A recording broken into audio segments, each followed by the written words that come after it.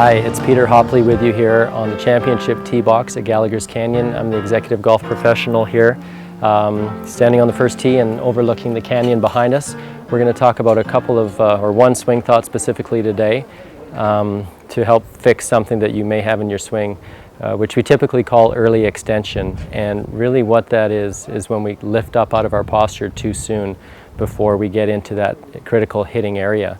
So it looks something like this. It would be a golf swing where I'm set up in my posture. I have created an angle in my knees and an angle for my hips. And what it looks like is as we swing down into the ball, we start lifting and coming up out of our posture. And that can result in a lot of things. Sometimes if we do it just a little bit, we can hit a big block to the right. Typically though, we see a lot of shots that just aren't struck solid, a lot of thin shots because we're coming up out of our posture and the club physically can't get down to the ground. So if you have that problem, if you're hitting a lot of thin shots and you feel like you're standing a little bit early and coming up out of the shot, we always want to think a nice little thought would be this, that your chin is on a shelf and it can't move up and down, that it must stay at that same level. The best ball strikers in the game, their head is usually on a very consistent level. They may move a little bit back and forth, not much mind you, but they never move up and down. So it's very important in the golf swing that the angles we create here in our knees and the angle we create from our hips stays the same throughout the swing. Our body turns, but those angles stay the same. And then it's only after we strike the ball that we stand up out of it to a good finish. So if you have that problem in your golf swing, hopefully that tip will help. Thanks, Peter.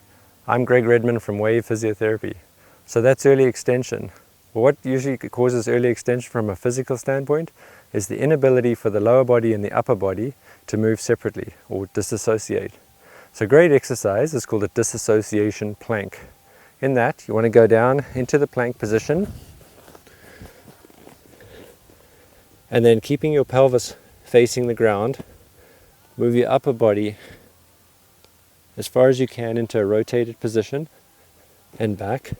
Then keep your chest and your shoulders facing the ground as you move your lower body as far around as you can. So what it looks like is this. And then obviously repeat on the opposite side. So that's a disassociation plank. Together that with the technical changes that Peter gave you, work on those over the winter, and hopefully next season you're on early extending.